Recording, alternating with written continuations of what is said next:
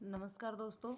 हम पढ़ रहे थे राजस्थान की जलवायु और इसी क्रम में हम अब राजस्थान की जलवायु के क्रम में ही हम आगे पढ़ेंगे राजस्थान की ऋतुएं। तो राजस्थान में कौन कौन सी ऋतुएं होती हैं, उन ऋतुओं का कंप्लीट वर्गीकरण हम यहाँ पे पढ़ेंगे।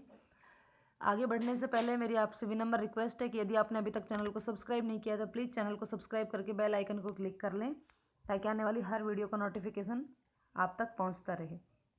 तो चलिए शुरू करते हैं कि भाई राजस्थान में जलवायु का जब हम अध्ययन करते हैं तो उस समय हमको राजस्थान की जलवायु में हमको ऋतुओं का अध्ययन भी करना होता है और मुख्यतः 4 प्रकार की ऋतुएं पाई जाती हैं। कौन कौन सी ऋतुएं? ग्रीष्म, वर्षा, शरद और शीत। मुख्य रूप से ये 4 ऋतुओं का अध्ययन हम इस टॉपिक के अंदर करेंगे। ग्रीष्म ऋतु जो है वो मार्च से लेकर के मध्य जून तक मानी जाती है। उसके बाद मध्य जून से वर्षा ऋतु प्रारंभ हो जाती है और सितंबर तक वर्षा ऋतु चलती है। फिर वर्षा ऋतु के अंत में शरद ऋतु प्रारंभ होती है, जिसको मीठी सर्दी हम बोल सकते हैं। वो सितंबर से लेकर के नवंबर तक चलती है और फिर शीत ऋतु का प्रारंभ होता है नवंबर से लेकर के फरवरी तक। तो सबसे पहले हम बात करेंगे ग्रीष्म ऋतु की। देखिए राजस्थान में ग्रीष्म ऋतु जो है यानी कि गर्मी का जो ऋतु है वो मार्च से लेकर के मध्य जून तक ग्रीष्म ऋतु होती है और उस समय सूर्य जो है वो उत्तरी गोलार्ध में रहता है। सूर्य उत्तरी गोलार्ध में रहता है। आपको पता होगा, देखिए 21 जून के दिन सूर्य जो कर्क रेखा के ऊपर चमकता है, यानी कि उत्तरी गोलार्ध में क्या होती है, गर्मी होती है और दक्षिणी गोलार्ध में सर्दी होती है। मार्च में सूर्य उत्तर में कर्क रेखा की ओर बढ़ने लगता है। जैसे ही 21 मार्च का दिन होता है उसके बाद सूर्य जो है वो कर्क रेखा की तरफ बढ़ता है और 21 जून को कर्क रेखा पर पहुंच जाता है, यानी कि गर्मी जो मार्च का महीना है वहां से गर्मी की शुरुआत हो जाती है और 21 जून को सूर्य जो है सीधा कर्क रेखा पर चमकता है। और आपको पता होगा कि जब सूर्य कर्क रेखा पर चमकता है तो उस समय राजस्थान का जो बांसवाड़ा जिला है उसमें सूर्य की सबसे सीधी किरणें पड़ती हैं और गर्मी जो है वो सबसे प्रचंड रूप लिए हुए होती है।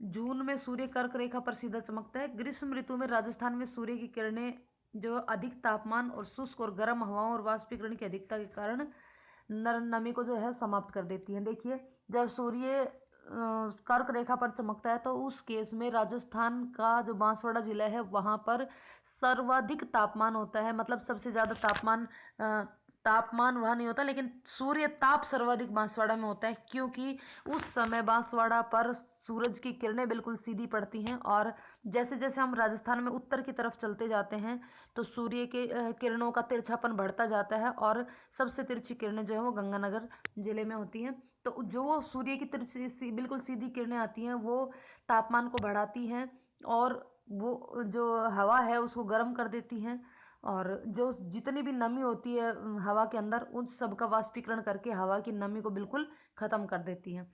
जिससे क्या होता है कि जो हवा गर्म होती है और हवा गर्म होने के कारण ऊपर उठती है और जब हवा ऊपर उठ जाती है तो फिर उस स्थान पर न्यून वायुदाब की स्थिति पैदा हो जाती है, जिससे वायु हल्की होकर ऊपर उठ जाती है तो राजस्थान में निम्न वायुदाब का क्षेत्र बनता है। और जो वायु का प्रवाह होता है वो हमेशा उच्च वायुदाब से निम्न वायुदाब की ओर होता है। तो जब गर्मी का मौसम यानी कि जब जून का महीना होता है उस समय अधिक तापमान की वजह से हवा गर्म होकर के ऊपर उठ जाती है और वहाँ पे न्यून वायुदाब का क्षेत्र बन जाता है। तो फिर होता क्या है कि जहाँ पर उच्च वायुदाब का क्षेत्र होता है वहाँ से हवाओं की दिशा जो है वो राजस्थान की तरफ हो जाती है और तेजी से वो हवाएं हैं वो राजस्थान में प्रवेश करती हैं और वो चूंकि गर्मी सूर्य ताप जो है वो बिल्कुल सीधा राजस्थान में आता है तो इस वजह से वो हवाएं जो काफ़ी गर्म हो जाती हैं और वो बहुत ही तेज़ी के साथ राजस्थान में घुसती हैं। तो वो जो तेज़ चलने वाली गर्म हवाएं हैं उनको राजस्थान में लू के नाम से जाना जाता है। और यदि उन लू के साथ कुछ धूल के कण भी शामिल हो जाए, गर्म तो होती हैं सूखी भी होती हैं और साथ में यदि उसके साथ मिट्टी भी शामिल हो जाए तो फिर उसको धूल भरी आंधियों के नाम से जाना जाता है। तो गर्मी के मौसम में राजस्थान में धूल भरी आंधियाँ चलती हैं। परिणाम स्वरूप उच्च वायुदाब से निम्न वायुदाब की ओर गति तेजी से गति वायु उच्च वायुदाब से निम्न वायुदाब की ओर तेजी से गति करती है, जिससे गर्मी में आंधियों का प्रभाव बना रहता है। गर्म शुष्क हवाओं को तो लू कहते हैं। और ग्रीष्म ऋतु से ग्रीष्म ऋतु से जुड़े कुछ मुख्य बिंदु क्या हैं वो देखते हैं। गर्मी की ऋतु से जुड़े मुख्य बिंदु। राजस्थान में सबसे गर्म महीना कौन सा होता है? तो राजस्थान में सबसे गर्म महीना जून में ही होता है, क्योंकि इसका रीज़न अभी बताया है, क्योंकि राजस्थान में जून के महीने में सूर्य की जो किरणें हैं वो बिल्कुल सीधी पड़ती हैं, और जितना सूर्य के नज़दीक कोई भी क्षेत्र होगा तो उसमें सूर्य की किरणें बिल्कुल सीधी होंगी, और उस किरणों का जो ताप है वो भी बहुत अधिक होगा। तो सबसे गर्म महीना जो है राजस्थान में वो किसका होता है? जून का होता है। और सर्वाधिक गर्म जिला कौन सा होता है? सर्वाधिक गर्म जिला चूरू होता है।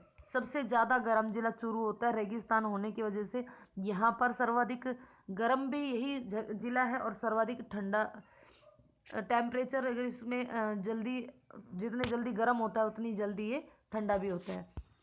ग्रीष्म काल में हवाओं की दिशा। अब देखिए ग्रीष्म काल में हवाओं की दिशा क्या होती है। ग्रीष्म काल में हवाओं की दिशा जो दक्षिण पश्चिम से उत्तर पूर्व की ओर होती है। दक्षिण पश्चिम से उत्तर पूर्व की ओर होती है। ठीक है। राजस्थान में टेम्परेचर कितना होता है? देखिए गर्मी के मौसम में जो तापमान है वो उसमें बढ़ जाता है, दो भागों में। राजस्थान का जो कंप्लीट ये जैसे मान लो राजस्थान है, तो इस राजस्थान में यहाँ पर ये अरावली पर्वत श्रृंखला, तो अरावली के इधर का जो पश्चिमी राजस्थान है, इस पश्चिमी राजस्थान में तो जो तापमान है वो कितना होता है? वो होता है 45 से 50 डिग्री के आसपास। 45 से 50 डिग्री तक तापमान पहुंच जाता है गर्मी के मौसम में, गर्मी की ऋतु में। लेकिन इधर पूर्व और दक्षिण पूर्व का जो क्षेत्र होता है राजस्थान का, वहाँ पर तापमान जो 40 से लेकर के 42 डिग्री, यानी कि 40-42 डिग्री, यानी कि कहने का मतलब पश्चिमी राजस्थान में तापमान अधिक होता है और दक्षिण पूर्वी राजस्थान में तापमान कम होता है। और इस मौसम में अगर देखी जाए तो बारिश की अगर संभावना देखी जाए तो बारिश की संभावना जून तक बहुत कम होती है। जून के बाद 16 जून के बाद लगभग बारिश की संभावना यहाँ पे बनती है। तो ये माना जाता है कि 16 जून को राजस्थान में मानसून का प्रवेश हो जाता है। मानसून का प्रवेश होना अलग चीज़ है, बारिश होना अलग चीज़ है। बारिश नहीं होती है, मानसून का प्रवेश हो जाता है। मानसून का प्रवेश का मतलब है कि जो हवाएं आती हैं उन हवाओं के साथ नमी आती है, और नमी की वजह से उस स्थान का जो तापमान है उसमें परिवर्तन होता है, तो उसको मानसून के नाम से जाना जाता है। ये हमने मानसून जब इससे पहले जब हमने जलवायु से संबंधित कुछ शब्दावली पढ़ी थी तो उसमें हमने मानसून के बारे में बताया था। तो देखिए यहाँ पर इस मौसम में यानी कि गर्मी की ऋतु में, ग्रीष्म ऋतु में सामान्यतः वर्षा नहीं होती है, लेकिन कभी कभार, क्योंकि मानसून 16 जून के बाद प्रवेश कर जाता है, तो कभी कभार आंधियों के साथ हल्की बौछारें आ जाती हैं कभी कभी हल्की बौछारें। अब आगे हम बात करें, तापांतर की बात हो रही है अब यहाँ पे देखिए। सबसे अधिक वार्षिक तापांतर वाला जिला चूरू है। अब वार्षिक तापांतर वाला जिला चूरू और न्यूनतम तापांतर वाला जिला माउंट आबू। अब तापांतर का मतलब क्या है? तापांतर का मतलब होता है 24 घंटे में जो ताप, अधिकतम ताप और न्यूनतम ताप का जो अंतर होता है वो तापांतर कहलाता है। तो चूरू में अगर दिन में बहुत गर्मी पड़ती है तो रात में बहुत ठंड भी पड़ती है, तो सर्वाधिक तापांतर जो है वो चूरू का ही मिलता है, और सबसे कम तापांतर जो है वो माउंट आबू का मिलता है। अगर पूछा जाए कि सर्वाधिक शुष्क जिला कौन सा है, तो जैसलमेर सबसे शुष्क जिला है। सबसे शुष्क स्थान कौन सा है? तो फलोदी जोधपुर। फलोदी जोधपुर है वो सबसे शुष्क स्थान है। सबसे सूखा स्थान जो है वो कौन सा है? फलोदी जोधपुर है। और सबसे शुष्क जिला कौन सा है? जैसलमेर है। सबसे गर्म जिला चूरू है, लेकिन सबसे गर्म स्थान अगर कहे तो सबसे गर्म स्थान फलोदी जोधपुर है। सबसे गर्म जिला चूरू है, सबसे गर्म स्थान फलोदी जोधपुर है, सबसे शुष्क जिला जैसलमेर है, और सबसे शुष्क स्थान जोधपुर का फलोदी है। इसके अलावा न्यूनतम तापांतर माउंट आबू और सर्वाधिक तापांतर चूरू।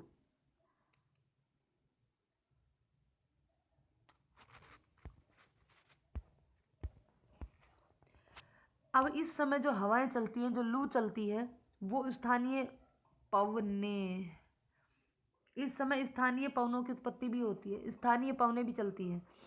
और वो स्थानीय पवनें अभी बताई थी मैंने कि जो उनको गर्मी के मौसम में जो न्यून वायुदाब की स्थिति उत्पन्न होने के कारण उच्च वायुदाब से न्यून वायुदाब की तरफ बहुत ही अधिक वेग से और गर्म शुष्क हवाएं जो आती है उनको लू कहते हैं। और ये स्थानीय स्थानीय पवनें होती हैं। स्थानीय पवनें क्या होती हैं? स्थानीय पवनें ऐसी पवनें होती हैं जो किसी क्षेत्र विशेष में किसी विशेष समय में ही चलती हैं। जैसे कि राजस्थान में गर्मी के मौसम में ही चलती हैं, तो वो लू है। ये स्थानीय पवनें हैं, इनको लू के नाम से जाना जाता है। और अभी मैंने बताया था कि यदि इनके साथ मिट्टी भी उड़ने लग जाए तो उसको धूल भरी आंधियाँ भी कहते हैं। और राजस्थान में चक्रवात, गर्मी के मौसम में चक्रवात भी, छोटे छोटे जो चक्रवात होते हैं वो भी काफ़ी देखने को मिलते हैं। और ये जो छोटे चक्रवात होते हैं इनको बबूलिया के नाम से जाना जाता है। आपने खूब देखे होंगे, कई बार ऐसा आती है हवा कि ऐसे ऐसे गोल गोल घूम के और ऊपर उठती हुई हवा दिखती है, और उसके अंदर, उस हवा के अंदर जितनी भी मिट्टी या फिर कोई कागज़ या पॉलीथीन वगैरह जो भी उसके बीच में आ जाती है, तो वो सब चीज़ें ऐसे गोल गोल घूमती हुई चलती आगे और ऊपर उठती हुई चली जाती है, तो वो चक्रवात होते हैं। और वो चक्रवात किस वजह से होते हैं? वो न्यून वायुदाब के कारण ही उत्पन्न होते हैं वो। और उसको क्या नाम से जाना जाता है? बबूलिया के नाम से जाना जाता है। तो राजस्थान में सबसे अधिक आंधियाँ कौन से ज़िले में चलती हैं? तो राजस्थान में सर्वाधिक आंधियाँ जो है गंगानगर ज़िले में चलती है। सबसे अधिक आंधियाँ कौन से ज़िले में चलती है? गंगानगर में। लगभग 27 दिन तक ये आंधियाँ चलती है। और न्यूनतम आंधियाँ चलती है झालावाड़ में। सबसे कम आंधियाँ चलती है झालावाड़ में। राजस्थान में सबसे तेज़ हवा जो है वो जून के महीने में चलती है। सबसे तेज़ हवा जो कि बहुत ही गर्म भी होती है वो कौन से महीने में? जून के महीने में चलती है। और सबसे कम, मतलब धीमी हवा जो चलती है वो नवंबर के महीने में चलती है। और राजस्थान के पूर्वी तथा दक्षिणी पूर्वी भागों में जून जुलाई के महीने में जो चक्रवात आते हैं, जो तूफान आते हैं, उनको ब्रज तूफान के नाम से जाना जाता है।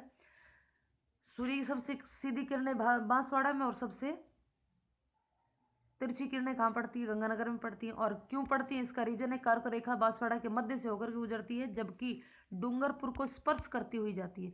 बांसवाड़ा के तो मध्य से गुजरती है और डूंगरपुर को स्पर्श करती हुई कर्क रेखा निकलती है। अब हम बात करते हैं दूसरी ऋतु है वर्षा ऋतु। तो राजस्थान में वर्षा ऋतु का जो समय है वो मध्य जून से लेकर के सितंबर तक माना जाता है। यानी कि माना जाता है कि लगभग 16 जून को जो है वर्षा मानसून जो है वो प्रारंभ, मतलब राजस्थान में प्रवेश कर जाता है। और जो ये मानसून, जो ये वर्षा होती है वर्षा ऋतु में, ये वर्षा मानसूनी वर्षा होती है। इसको कौन सी वर्षा कहते हैं? मानसूनी वर्षा होती है ये। और ये दो प्रकार के मानसून से उत्पन्न होती है, यानी कि मानसून की दो शाखाओं से ये राजस्थान में बारिश होती है। कौन कौन सी दो शाखाएं? एक अरब सागर की शाखा और दूसरी बंगाल की खाड़ी की शाखा। यानी कि अरब सागर का जो मानसून है वो, और एक बंगाल की खाड़ी का मानसून है, जो इन दोनों मानसूनों से वर्षा होती है। अब देखते हैं हम सबसे पहले अरब सागर के मानसून से जो वर्षा होती है वो किस प्रकार से राजस्थान में प्रवेश करती है। अरब सागर के मानसून से जो वर्षा होती है वो किस तरीके से राजस्थान में प्रवेश करती है। देखिए, अरब सागर और दोनों की अगर हम बात कर लें तो ये हमारा भारत है। इस तरीके से ये हमारा क्या है? भारत है। इस भारत में इस साइड में अरब सागर है और इधर बंगाल की खाड़ी है। ठीक है, तो यहाँ पे जो अरब सागर से जो मानसून उठता है वो 3 जगह से राजस्थान में प्रवेश करता है। एक तो सबसे नीचे से, यहाँ से केरल से, दूसरा कर्नाटक और महाराष्ट्र के तट पर से, और तीसरा इधर गुजरात से। तो यहाँ पे देखिए, जो गुजरात से जो मानसून प्रवेश करता है वो गुजरात वाला मानसून गुजरात से होते हुए इधर बांसवाड़ा में राजस्थान में प्रवेश करता है। इधर से, यहाँ पे बांसवाड़ा से राजस्थान में, गुजरात से होते हुए बांसवाड़ा से राजस्थान में प्रवेश करता है। और प्रवेश करने के जैसे ये राजस्थान में प्रवेश करता है तो यहाँ पे आ जाती है हमारी अरावली श्रृंखला। अरावली शुरू हो जाती है यहाँ से। तो ये यहाँ पर इधर अरावली इसके समांतर होती है, और ये जो है वो सीधा इस अरावली के पास से होकर के सीधा समांतर हवाएं जो है वो निकल जाती हैं। और ये जो काफ़ी ये जो हवाएं होती हैं, अरब सागर के मानसून वाली हवाएं होती है, ये सर्वाधिक आर्द्रता लेकर के यहाँ पे आती हैं, क्योंकि ये समुद्र तट के नज़दीक से सिर्फ इसको गुजरात को क्रॉस करके राजस्थान में प्रवेश करना होता है, तो इसके अंदर काफ़ी सारी आर्द्रता होती है। तो यहाँ पर देखिए अरब सागर की जो शाखा है, सर्वाधिक आर्द्रता वाली मानसूनी हवाएं होती हैं। और लेकिन ये जो हवाएं हैं वो राजस्थान में वर्षा नहीं कर पाती हैं।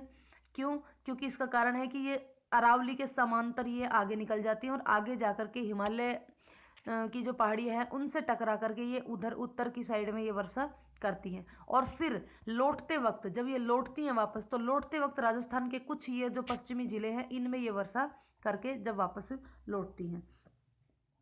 तो सबसे ज़्यादा आर्द्रता वाली अगर बात करें, सबसे ज़्यादा आर्द्रता वाली कौन सी शाखा है, तो अरब सागर की जो शाखा होती है वो सर्वाधिक आर्द्रता लेकर के आती है। और ये कहाँ प्रवेश करती है राजस्थान में, तो ये बांसवाड़ा में प्रवेश करती हैं।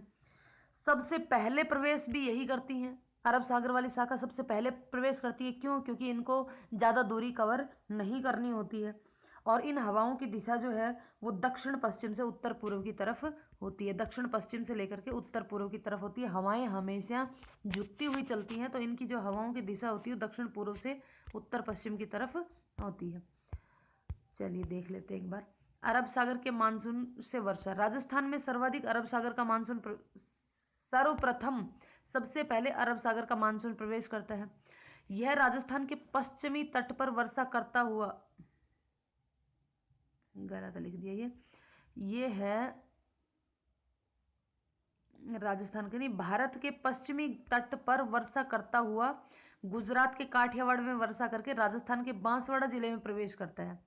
इसलिए बांसवाड़ा का, और जो बांसवाड़ा है उसको मानसून का प्रवेश द्वार भी कहते हैं। सबसे पहले राजस्थान में मानसून कौन सी शाखा से आता है, तो अरब सागर की शाखा से आता है। कौन से राजस्थान के कौन से जिले से प्रवेश करता है, तो बांसवाड़ा जिले से प्रवेश करता है। इसीलिए बांसवाड़ा को राजस्थान में मानसून का प्रवेश द्वार कहा जाता है। साथ में अरब सागर की शाखा से सर्वाधिक आर्द्रता वाली हवाएं आती हैं, लेकिन फिर भी वर्षा इसमें सबसे अधिक नहीं होती। मात्र 15 से 20 यानी कि लगभग 20-25% बारिश ही अरब सागर की शाखा से हो पाती है। यह मानसून राजस्थान में अधिक वर्षा नहीं कर पाता क्योंकि अरावली पर्वतमाला की स्थिति इसके समांतर है। और ये फिर राजस्थान के दक्षिण हिस्सों में जैसे कि डूंगरपुर, प्रतापगढ़, उदयपुर, बांसवाड़ा आदि जिलों में अरब सागर के मानसून से वर्षा होती है। और फिर वो मानसून जो आगे चला जाता है अरावली के समांतर, और आगे फिर जाकर के उत्तरी भारत में वर्षा उस मानसून की वजह से होती है। अरब सागर का मानसून लौटते समय राजस्थान के उत्तरी पश्चिमी भाग में जैसे कि बीकानेर का कुछ भाग, गंगानगर आदि जगहों पर बारिश करता है। लौटते वक्त बारिश होती है, यानी कि लौटते हुए मानसून से बारिश होती है वापस आते हुए। अरब सागर की शाखा, बंगाल की खाड़ी की शाखा, दोनों शाखाओं का जो मानसून का जो मिलन है वो हिमाचल प्रदेश के धर्मशाला नामक स्थान पर होता है। इधर से तो ये इधर से चलती हैं अरब सागर की शाखा, उधर से बंगाल की खाड़ी की शाखा इधर ऐसे जाती है और जाकर के आगे ये हिमालय से टकरा करके इस तरीके से वापस आती हैं और आकर के हिमाचल प्रदेश के धर्मशाला नामक स्थान पर दोनों शाखाएं आपस में मिलती हैं। हवाओं की दिशा, बारिश के मौसम में जो हवाओं की दिशा होती है वो दक्षिण पश्चिम से उत्तर पूर्व की ओर होती है। और अरब सागरीय मानसून से केवल 20 से 30% की बारिश ही हो पाती है। और इससे मतलब बाकी हुई जो बारिश जो बची हुई 60-70% बारिश वो बंगाल की खाड़ी के मानसून से होती है। अब देखिए बंगाल की खाड़ी का मानसून की बात कर लेते हैं। तो बंगाल की खाड़ी के मानसून से जो वर्षा होती है वो राजस्थान के पूर्वी दिशा, बंगाल की खाड़ी का जो मानसून है वो राजस्थान की पूर्वी दिशा से प्रवेश करता है। और पूर्वी दिशा में भी कहाँ से करता है, झालावाड़ से। कहाँ से करता है, झालावाड़ से। अब देखिए इसका भी एक बार समझ लेते हैं। होता ये है कि भारत इधर से ऐसे ये भारत है, यहाँ पर ये हो गया हिमालय, इधर से अरब सागर की शाखा से बंगाल की खाड़ी की शाखा से इधर से ऐसे मानसून उठता है।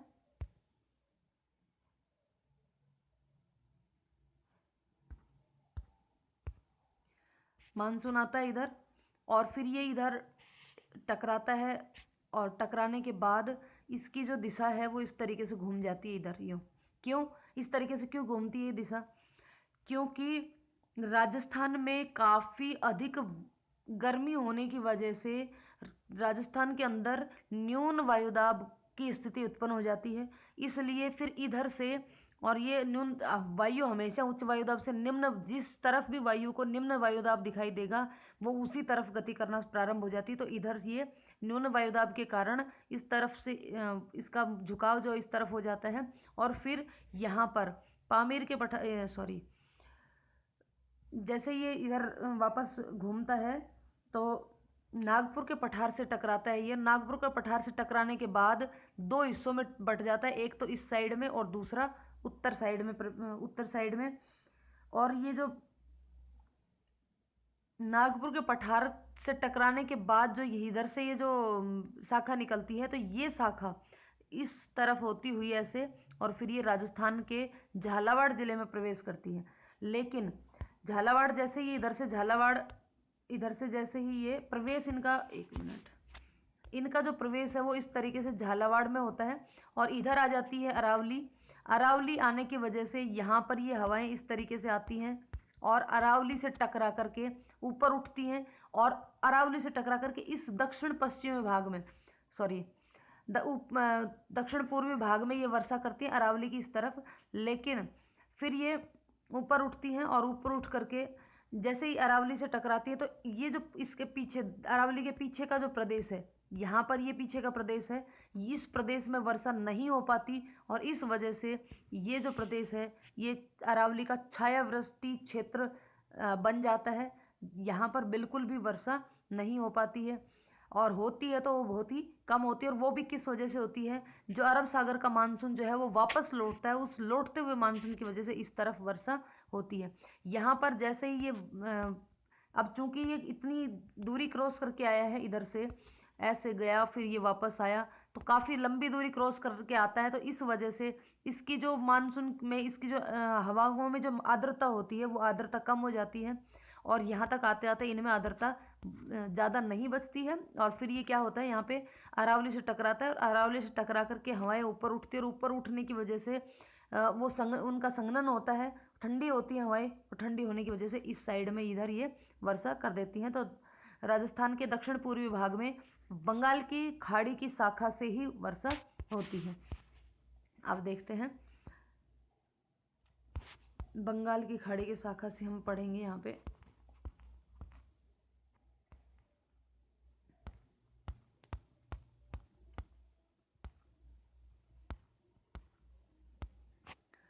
बंगाल की खाड़ी के मानसून से वर्षा। बंगाल की खाड़ी का मानसून राजस्थान में पूर्व दिशा में प्रवेश करता है। पूर्व दिशा में प्रवेश के कारण मानसूनी हवाओं को पूर्वईय हवाओं के नाम से जाना जाता है। पूर्व से प्रवेश कर रहा है इसलिए इनको पूर्वईय हवाओं के नाम से जाना जाता है, या पछुआ हवाओं के नाम से भी इनको जाना जाता है। यह मानसून अरावली पर्वतमाला के लंबवत होने के कारण अपेक्षाकृत अधिक वर्षा करता है, और लगभग 60 से 70% वर्षा राजस्थान में इसी मानसून के कारण होती है, जिसके कारण राजस्थान के पूर्वी तथा दक्षिण पूर्वी भाग में अधिक वर्षा होती है। वर्षा ऋतु से जुड़े कुछ मुख्य बिंदु। सबसे अधिक वर्षा जो है वो कौन से ज़िले में होती है? झालावाड़ ज़िले में होती है। दूसरी सबसे अधिक वर्षा होती है बांसवाड़ा ज़िले में, क्योंकि पहले ये झालावाड़ में बरस करके फिर ये हवाएं आगे बांसवाड़ा में प्रवेश करती हैं इसलिए। और सेकंड नंबर पे इसलिए है कुछ अरब सागर से आने वाली जो शाखाएं हैं वो भी बांसवाड़ा में सबसे पहले प्रवेश करती है, तो कुछ इस वजह से तो यहाँ पर सेकंड नंबर पे जो है वो बांसवाड़ा का, और सबसे पहले नंबर पे झालावाड़। सबसे कम बारिश जो है वो कहाँ होती है? जैसलमेर में होती है। और सबसे न्यूनतम वर्षा वाला स्थान अगर कहें तो वो फलोदी है। अभी थोड़ी देर पहले ही बताया था कि सबसे शुष्क स्थान कौन सा है, तो फलोदी है। सर्वाधिक वर्षा वाला स्थान है माउंट आबू, और माउंट आबू में लगभग 150 सेंटीमीटर वर्षा औसतन वर्षा हो जाती है। अजमेर जिले में राज्य के औसत के समान लगभग वर्षा होती है, यानी कि औसत अगर राजस्थान में वर्षा का औसत करें तो लगभग 50 सेंटीमीटर वर्षा का औसत आता है। तो इस लगभग 50% औसत वर्षा के जो है वो कौन से ज़िले में होती है? अजमेर ज़िले में होती है। राजस्थान में सर्वाधिक वर्षा लौटते हुए मानसून से होती है। 50 सेंटीमीटर वर्षा की सम वर्षा रेखा राज्य को दो भागों में बांटती है। एक भाग पश्चिमी भाग जहाँ वर्षा बहुत ना के बराबर होती है, और दूसरा दक्षिण पूर्वी भाग जहाँ उस रेखा से अधिक वर्षा होती है। तो इस रेखा से दक्षिण पूर्व में वर्षा अधिक होती है। न्यूनतम आर्द्रता वाला जिला, सबसे कम आर्द्रता वाला जिला है बीकानेर। वार्षिक वर्षा में परिवर्तनशीलता मरुस्थली का एक प्रमुख लक्षण है। यदि वार्षिक वर्षा है उसमें जो परिवर्तन होता रहता है, उसी की वजह से ही मरुस्थलीय जो भूभाग है उसका प्रमुख वजह, मरुस्थलीय भूभाग की प्रमुख वजह है वार्षिक वर्षा में परिवर्तन। अब राज्य में जो वर्षा कम होती है उसके मुख्यतः तीन कारण है, जो वैसे तो पढ़ चुके हैं लेकिन फिर भी एक बार रिपीट कर लेते हैं। ग्रीष्मकाल मानसून की दो शाखाएं अंत में राजस्थान में प्रवेश करती हैं, जिससे कि उनमें नमी की मात्रा बहुत कम हो जाती है। यानी कि जो मानसून की दो शाखाएं बढ़ती हैं वो काफ़ी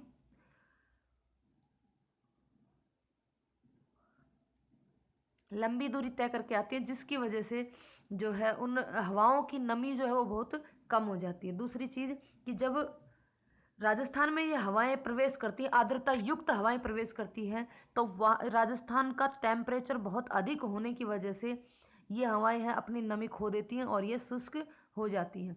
मानसूनी पवनों के राजस्थान में प्रवेश करने पर यहाँ उच्च तापमान और शुष्क वायु इन दोनों की अधिकांश नमी या आर्द्रता को सोख लेती हैं। तीसरा कारण है, सबसे बड़ा कारण है अरावली पर्वत श्रृंखला का अरब सागरीय शाखाओं के समांतर होना। तो अरावली पर्वतमाला की दिशा मानसूनी पवनों के अवरोध में न होकर के समांतर है, जिससे कि वो अपने रुक कर वर्षा करने की बजाय दो भागों में विभक्त होकर के समांतर निकल जाती हैं और वर्षा फिर नहीं हो पाती। ये सबसे बड़ा रीजन है अरावली की अवस्थिति, यानी कि अरावली का इस तरीके का समांतर दिशा का समांतर होना। अब हम बात करते हैं आगे।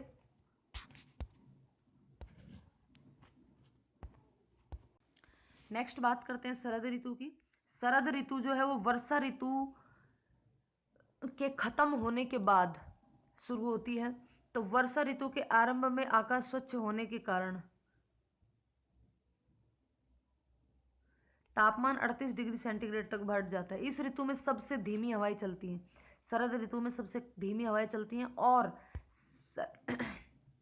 शरद ऋतु में 23 सितंबर के बाद जो है सूर्य दक्षिणायन होने शुरू हो जाता है, यानी कि मकर रेखा की तरफ बढ़ना शुरू हो जाता है और धीरे धीरे दक्षिण भाग में तापमान बढ़ता है। और इस वजह से उत्तरी भाग में जो उत्तरी भाग मतलब उत्तरी गोलार्ध में तापमान की कमी होती है। और हमारा राजस्थान जो उत्तरी गोलार्ध में स्थित है, तो वहाँ पर क्या है ये सर्दी का मौसम धीरे धीरे बढ़ना शुरू हो जाता है। और जैसे ही 22 दिसंबर का दिन आता है तो सूर्य जो मकर रेखा के ऊपर चमकता है और मकर रेखा पर चमकने की वजह से राजस्थान में टेम्परेचर हाई होता है, यानी कि टेम्परेचर लो होता है, तापमान जो है न्यून हो जाता है और वायुदाब जो है वो बढ़ जाता है। तो जब सूर्य दक्षिणायन होता है, दक्षिणायन होने का मतलब मकर रेखा की तरफ बढ़ता है, तो उस समय राजस्थान में तापमान में कमी और वायुदाब में वृद्धि होने लगती है। उत्तरी राजस्थान में 20 डिग्री सेंटीग्रेड से दक्षिण की ओर 30 डिग्री सेंटीग्रेड तक तापमान रहता है, यानी कि उत्तर से 20 डिग्री और इधर दक्षिण में चलते जाएंगे तो तापमान में वृद्धि होती रहती है, क्योंकि वो ज़्यादा नज़दीक सूर्य के नज़दीक होगा तो तापमान ऑटोमेटिकली ज़्यादा होगा। शरद ऋतु का समय जो है वो सितंबर से नवंबर के मध्य होता है और इस समय दिन में तापमान तो अधिक रहता है और रात में तापमान कम होता है, यानी कि यही एक ऐसा मौसम है जहां दैनिक तापांतर जो है वो सर्वाधिक पाया जाता है। तो सर्वाधिक तापांतर वाले महीने कौन से होते हैं? तो वो होते हैं सितंबर व अक्टूबर।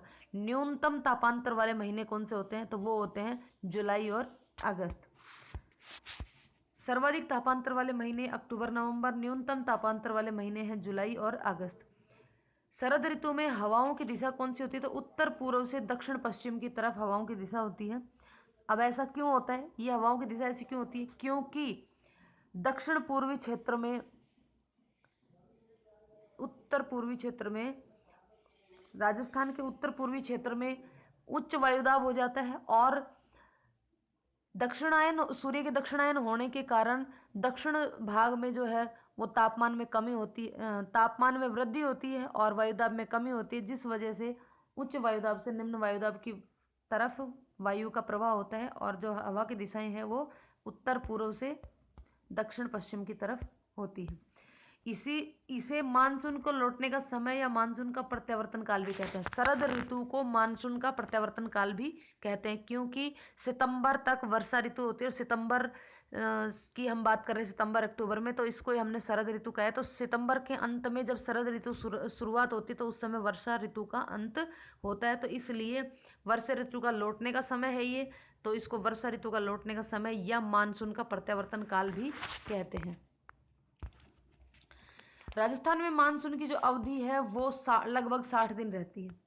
60 दिन के आसपास मानसून रहता है और औसतन वर्षा जो है वो औसत वर्षा जो है 29 दिन ही होती है राजस्थान में। सबसे ज़्यादा अगर वर्षा होती है तो वो मैक्सिमम 45 दिन होती है और मिनिमम 2 से 3 दिन होती है, जो कि कहाँ होती है? जैसलमेर। लगभग औसतन वर्षा 2 से 3 दिन जैसलमेर में होती है। उसके बाद हम बात कर लेते हैं शीत ऋतु की। शीत ऋतु जो है वो राजस्थान में शीत ऋतु का आगमन नवंबर के मध्य से होता है और यह मध्य मार्च तक रहती है। देखिए, राजस्थान में 22 दिसंबर के दिन, एक मिनट, ये हमारी पृथ्वी है, ग्लोब है, ये भूमध्य रेखा, ये कर्क रेखा और ये मकर रेखा, और हमारा जो राजस्थान है वो यहाँ पर स्थित है। ये हमारे राजस्थान की पोजीशन है। तो जब सूर्य सितंबर के बाद कर्क रेखा की तरफ बढ़ता है तो 22 दिसंबर को ये कर्क रेखा के ऊपर होता है, और इस वजह से दक्षिण गोलार्ध जो है, दक्षिणी गोलार्ध, यहाँ पर तापमान अधिक हो जाता है, यानी कि गर्मी की ऋतु शुरू हो जाती है, और उत्तरी गोलार्ध में शीत ऋतु शुरू हो जाती है। और 22 दिसंबर के दिन राजस्थान में, चूँकि ये कर्क रेखा पर स्थित है, तो राजस्थान में 22 दिसंबर के दिन सबसे छोटा दिन और सबसे लंबी रात होती है। यहाँ पर देखिए, जैसे जैसे इधर तापमान में कमी आएगी तो यहाँ पे वायुदाब की, तापमान में कमी के कारण यहाँ वायुदाब जो है वो बढ़ जाएगा, और दक्षिण भाग में जो है वो तापमान अधिक होने की वजह से यहाँ पे वायुदाब कम हो जाएगा। तो उच्च वायुदाब से निम्न वायुदाब की तरफ जब पवनें चलती हैं तो अब पवनों की दिशा या तो क्या होती है, दक्षिण पश्चिम से उत्तर पूर्व की ओर या फिर उत्तर पूर्व से दक्षिण पश्चिम की ओर। तो जब ऊपर वाले उत्तरी गोलार्ध में उच्च वायुदाब की स्थिति बनती है और दक्षिणी गोलार्ध में न्यून वायुदाब की स्थिति बनती है, तो उस केस में हवाओं की दिशा जो है वो हो जाती है उत्तर पूर्व से दक्षिण पश्चिम। राजस्थान में शीत ऋतु का आगमन नवंबर के मध्य से होता है और मध्य मार्च तक रहती है। शीत ऋतु के दौरान सूर्य दक्षिणी गोलार्ध में होता है और 22 दिसंबर को सूर्य मकर राशि पर, मकर रेखा पर सीधा चमकता है, जिसके कारण 22 दिसंबर को राजस्थान का सबसे छोटा दिन और सबसे लंबी रात होती है। और हवा की दिशा की बात करें तो उत्तर पूर्व से दक्षिण पश्चिम की तरफ हवा होती है। अब शीत ऋतु से जुड़े कुछ महत्वपूर्ण बिंदु कौन कौन से हैं कि भाई, राजस्थान का सबसे ठंडा महीना कौन सा होता है? तो राजस्थान में सबसे ठंडा महीना होता है जनवरी। सबसे ठंडा जिला, अब चूंकि सबसे गर्म जिला भी चूरू था तो सबसे ठंडा जिला भी चूरू। सबसे ठंडा स्थान, पर्टिकुलर स्थान की बात करें तो सबसे ठंडा स्थान है माउंट आबू। सबसे गर्म स्थान कौन सा बताया था? फलोदी, जोधपुर। राजस्थान का दूसरा सबसे ठंडा स्थान है डबोक, उदयपुर। पहला सबसे ठंडा स्थान तो माउंट आबू, दूसरा सबसे ठंडा स्थान डबोक, उदयपुर। तीसरी बात, सर्दी के मौसम में जो बारिश होती है, जो कि पश्चिमी विक्षोभों से हम मानते हैं कि पश्चिमी विक्षोभ की वजह से होती है, तो ये जो बारिश है इसको मावठ के नाम से जाना जाता है। और चूँकि सर्दी के ऋतु में रबी की फसल बोई जाती है, तो रबी की फसल के लिए ये अमृत के समान कार्य करती है। ये जो मावठ है ये रबी की फसल के लिए अमृत के समान कार्य करती है, तो इसीलिए इनको रबी की फसलों के लिए सोने की बूंदे, इस नाम से इस मावठ को जाना जाता है। तो राजस्थान में शीत ऋतु में उत्तर पूर्वी मानसून से या फिर भूमध्य सागरीय मानसून या पश्चिमी विक्षोभों से वर्षा जो होती है उसको मावठ कहते हैं। हमने ये तो खूब पढ़ा है कि मावठ जो है वो पश्चिमी विक्षोभों से होती है, लेकिन यदि प्रश्न में ये आ जाए कि भाई मावट किससे होती है, और ऑप्शन में हो कि भाई उत्तर पूर्वी मानसून से, तो ये बिल्कुल सही बात होगी कि उत्तर पूर्वी मानसून से ही जो है मावट आती है, यानी कि बारिश होती है, या फिर भूमध्य सागरीय मानसून से बारिश आती है। तो ये चीज़ें ध्यान रखनी है। उसके बाद बात कर लेते हैं तापमान की। तो सर्दी के मौसम में पश्चिमी राजस्थान जो है, अगर वो सबसे गर्म होता है तो वो सबसे ज़्यादा ठंडा भी होता है। तो पश्चिमी राजस्थान का तापमान तो 0 डिग्री सेंटीग्रेड तक पहुंच जाता है। 0 डिग्री सेंटीग्रेड हिमांक बिंदु होता है, तो हिमांक बिंदु तक तापमान पहुंच जाता है पश्चिमी राजस्थान का। और दक्षिण पूर्वी राजस्थान जो है वहाँ पर शीत ऋतु में 4 से 5 डिग्री सेंटीग्रेड तक तापमान रहता है। मावठ की वर्षा रबी की फसलों के लिए अति उपयोगी मानी जाती है, इसलिए इस वर्षा को सोने की बूंदें भी कहा जाता है। और सबसे जो इस मावठ का जो क्रम है वो गंगानगर, हनुमानगढ़, चूरू, झुंझुनू इस तरीके से होता हुआ चलता है। एक नाम सुना होगा सर्दी के मौसम में कि पाला पड़ना। पाला पड़ना क्या कहलाता है? शरद ऋतु के दौरान सूर्य दक्षिणायन होता है, जिससे सूर्य ताप कम हो जाता है। सूर्य ताप कम होने से तापमान में आई भारी गिरावट को ही पाला पड़ना कहते हैं। तापमान में अत्यधिक गिरावट आ जाती है उसी को ही क्या कहते हैं? पाला पड़ना कहते हैं। जो राजस्थान में वर्षा होती है वो शीतकाल की चक्रवाती वर्षा के नाम से भी जानी जाती है। और जो राजस्थान में कुल बारिश होती है उसका 5 से 10% मावठ से ही होता है। 5 से लगभग 10% जो है वो मावठ से ही होता है। यहाँ पे हमने ऋतुओं को अपने भारतीय माह और जो अंग्रेजी महीने हैं उन दोनों के साथ में लिखा है कि भाई आमतौर पर हमने 4 ऋतुओं का अध्ययन किया है, लेकिन 5 ऋतुएं होती हैं, 6 ऋतुएं होती हैं। वो 6 ऋतुएं कौन कौन सी है? बसंत ऋतु कौन कौन से महीने में आती है? ये चैत्र और वैशाख माह में। और अगर अंग्रेजी महीनों की बात करें तो मार्च और अप्रैल। फिर ग्रीष्म ऋतु ज्येष्ठ और आषाढ़, ज्येष्ठ और आषाढ़ में ग्रीष्म ऋतु मई जून में। फिर आती है वर्षा ऋतु सावन और भादवे में, ये आती है जुलाई और अगस्त। फिर आती है शरद ऋतु आश्विन और कार्तिक, यानी कि अक्टूबर और नवंबर,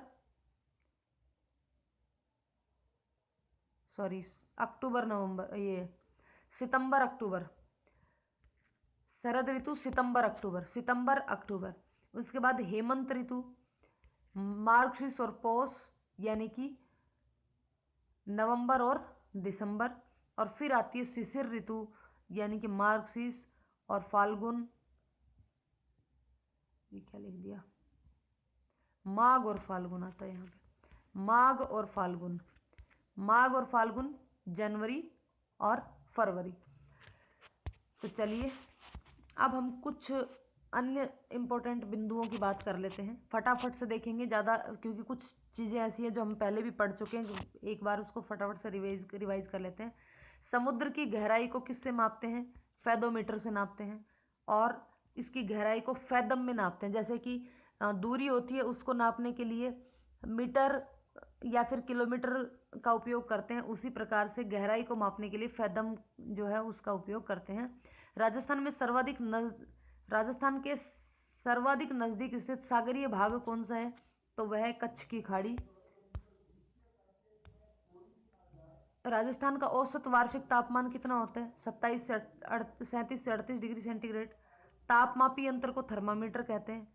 सर्वाधिक गर्म महीना मई जून का होता है। सबसे ठंडे महीने दिसंबर जनवरी के होते हैं। राजस्थान में सबसे अधिक तापमान जो है वो दिन के समय 3 बजे होता है, और सबसे कम तापमान सुबह 5 बजे होता है। सबसे अधिक दैनिक तापांतर पश्चिमी क्षेत्र का होता है। पश्चिमी क्षेत्र का सबसे अधिक दैनिक तापांतर, एक दिन में ताप का अंतर। राजस्थान का पश्चिमी शुष्क प्रदेश भारत का सबसे गर्म प्रदेश माना जाता है। राजस्थान में वर्षा का वार्षिक औसत 57 से 58 सेंटीमीटर है। वर्षा मापी यंत्र को कहते हैं रेनोमीटर। राज्य में सर्वाधिक वर्षा वाले महीने होते हैं जुलाई और अगस्त। राजस्थान में सर्वाधिक वर्षा वाला क्षेत्र है दक्षिण पूर्वी क्षेत्र। नेक्स्ट है राजस्थान में सबसे कम वर्षा वाला क्षेत्र है पश्चिमी क्षेत्र, खास करके जैसलमेर। राज्य में सर्वाधिक वर्षा वाला जिला है झालावाड़, और सर्वाधिक जहां पर लगभग 40 दिन वर्षा होती है। जिले की बात करें तो झालावाड़, और स्थान की बात करें तो माउंट आबू। राजस्थान में सबसे अधिक वर्षा वाला जिला झालावाड़, लगभग 40 दिन तक वर्षा होती है। और सर्वाधिक वर्षा वाला स्थान माउंट आबू। राज्य में सबसे कम वर्षा वाला जिला जैसलमेर, मात्र 10 सेंटीमीटर वर्षा यहाँ पे होती है। और वर्षा की अवधि जो है वो लगभग 5 दिन होती है बस। सर्वाधिक वर्षा वाला स्थान माउंट आबू, जो कि सिरोही में स्थित है। यहाँ पे लगभग 150 सेंटीमीटर तक वर्षा हो जाती है।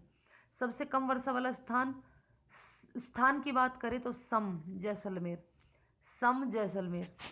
5 सेंटीमीटर वर्षा यहाँ होती है। राज्य में वर्षा के दिनों की औसत संख्या अगर ज्ञात करें तो वो 29 ही है मात्र।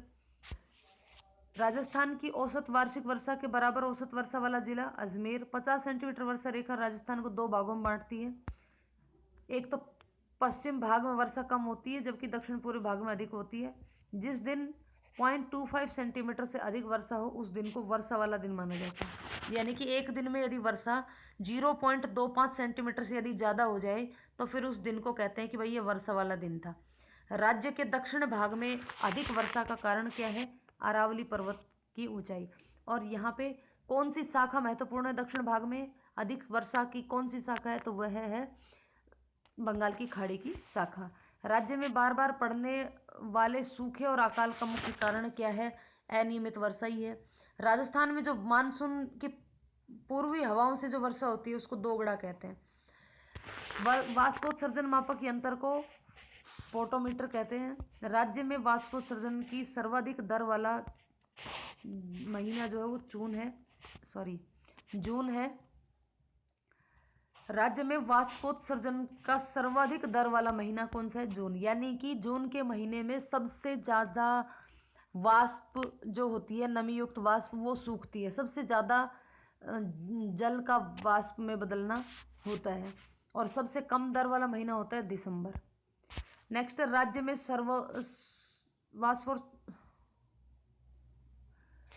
वाष्पोत्सर्जन की सर्वाधिक दर वाला जिले की बात करें तो वो है जैसलमेर, और सबसे कम दर वाला जिला है डूंगरपुर। महीने की बात करें तो जून सबसे अधिक और दिसंबर सबसे कम। यदि जिले की बात करें तो जैसलमेर सबसे ज़्यादा और डूंगरपुर सबसे कम। राजस्थान में सर्वाधिक आर्द्रता वाला महीना, सबसे अधिक आर्द्रता वाला महीना है अगस्त, और कम आर्द्रता वाला महीना है अप्रैल। सर्वाधिक आर्द्रता जिस महीने में होती है उसी महीने में ही दैनिक तापांतर तो जो है वो न्यूनतम होता है। आर्द्रता मापने का यंत्र हाइड्रोमीटर कहलाता है। राज्य में सर्वाधिक आर्द्रता वाला जिला झालावाड़, और न्यूनतम आर्द्रता वाला जिला जो है वो जैसलमेर है। राज्य में सर्वाधिक ओलावृष्टि मार्च और अप्रैल के महीने में होती है। ओलावृष्टि यानी कि ओले गिरना, हवाओं के साथ ओले गिरने की जो ओलावृष्टि होती है वो अप्रैल के महीने में सर्वाधिक होती है। राज्य में अधिकतर ओलावृष्टि सर्दी के मौसम में होती है। सर्दी के मौसम में ही ज़्यादातर ओलावृष्टि होती है। अतिवृष्टि, राज्य में कई स्थानों पर 24 घंटे में 20 से लेकर के 30 सेंटीमीटर वर्षा होती है, जिसे अतिवृष्टि की स्थिति देखी जाती है। देखिए, वैसे तो राजस्थान में वर्षा जो है वो बहुत कम होती है, लेकिन कई बार ऐसा होता है कि किसी एक स्थान पर काफ़ी अधिक वर्षा हो जाती है तो उसे अतिवृष्टि के नाम से जाना जाता है। एक होता है खंड वृष्टि। राज्य के किसी गांव स्थान में सामान्यतः सूखा व वर्षा की कमी होती है, परंतु जहां अचानक से तेज बारिश हो जाए तो उस स्थान को खंड वृष्टि के नाम से जाना जाता है। यानी कि वैसे तो राजस्थान में सामान्यतः सूखा पड़ता है, लेकिन किसी भी समय अचानक से तेज बारिश हो जाए तो उस तेज बारिश को क्या कहते हैं? खंड वृष्टि कहते हैं। उसके बाद आती है अनावृष्टि। जहाँ सामान्यतः वर्षा की कमी के कारण सूखे की स्थिति व अकाल की स्थिति आती है, ऐसे स्थानों को अनावृष्टि के नाम से जाना जाता है। यानी कि वह जगह जहाँ पर काफ़ी ज़्यादा सूखा पड़ता है, अकाल की स्थिति रहती है, तो उस स्थान को क्या कहते हैं? अनावृष्टि कहते हैं। राज्य में चलने वाली हवाओं की अधिकतम गति 120 से 140 किलोमीटर प्रति घंटा होती है। राज्य में सर्वाधिक आंधियां जून और मई और जून के महीने में, और सबसे कम आंधियां नवंबर के महीने में चलती हैं। सर्वाधिक आंधियों वाला जिला जैसे गंगानगर है 27 दिन, और सेकंड है हनुमानगढ़ 24 दिन। न्यूनतम आंधियों वाले जिले झालावाड़ मात्र 3 दिन, कोटा 5 दिन है। राज्य में पौष मास में चलने वाली हवाओं को सीली के नाम से जाना जाता है। वाष्प के कणों के साथ चलने वाली लू को झाला के नाम से जाना जाता है। जेठ के महीने में चलने वाली गर्म हवाओं को तवा के नाम से जाना जाता है। भयंकर आवाज के साथ तेज गति से चलने वाली हवा को अरडाव के नाम से जाना जाता है। अरडाव। राजस्थान में प्रवेश करने वाली हवाओं के नाम। राजस्थान में किस प्रकार से हवा प्रवेश करती है तो उनको किस नाम से जाना जाता है? तो यदि उत्तर दिशा से प्रवेश करती है तो उसको धरोड़, धराऊ या उत्तरार्ध के नाम से जाना जाता है। यदि राजस्थान में दक्षिण दिशा से प्रवेश करने वाली हवा होती है दक्षिण की तरफ से, तो उसको लंकाऊ के नाम से जाना जाता है।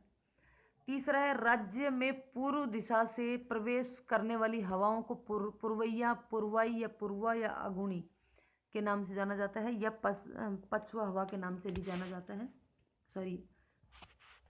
पूर्वी हवा से आने वाली पूर्वैया। राज्य में पश्चिम दिशा से आने वाली हवाओं को पछुआ या पछवैया या अथुणी हवा के नाम से जाना। देखो, पूर्व दिशा से आने वाली हवा, पूर्व से आने वाली हवाओं को आगुनी, और पश्चिम से आने वाली हवाओं को आथुणी के नाम से जाना जाता है। ये 2 शब्द याद रखना, आगुनी और आथुणी। राज्य में उत्तर पूर्व दिशा से प्रवेश करने वाली हवा को संजेरी के नाम से जाना जाता है। उत्तर पूर्व दिशा में प्रवेश करने वाली हवा को किस नाम से जाना जाता है? संजेरी के नाम से जाना जाता है। राज्य में उत्तर पश्चिमी दिशा से प्रवेश करने वाली हवाओं को सुरैया के नाम से जाना जाता है। सुरैया के नाम से। राज्य में दक्षिण पूर्व दिशा से प्रवेश करने वाली हवाओं को चील के नाम से जाना जाता है। राज्य में दक्षिण पश्चिमी दिशा से प्रवेश करने वाली हवाओं को समंदरी या समुद्री हवा के नाम से जाना जाता है। जून जुलाई के महीने में दक्षिण पूर्वी क्षेत्रों से आने वाले तूफान को ब्रज तूफान कहते हैं। सर्वाधिक ब्रज तूफान झालावाड़ व जयपुर जिलों में आते हैं, सबसे कम बाड़मेर और बीकानेर में आते हैं। तो यहाँ पे हमने कुछ बिंदुओं पर बात करी, और यहाँ पे हमारा जो कृषि का जो ऋतुओं का जो टॉपिक था वो यहाँ पे ख़त्म हो जाता है। उम्मीद है आपको ये वीडियो पसंद आई होगी। यदि वीडियो पसंद आई हो तो वीडियो को लाइक और शेयर करें। चैनल को सब्सक्राइब नहीं किया तो प्लीज़ चैनल को सब्सक्राइब कर लें। वीडियो को अंत तक देखने के लिए धन्यवाद।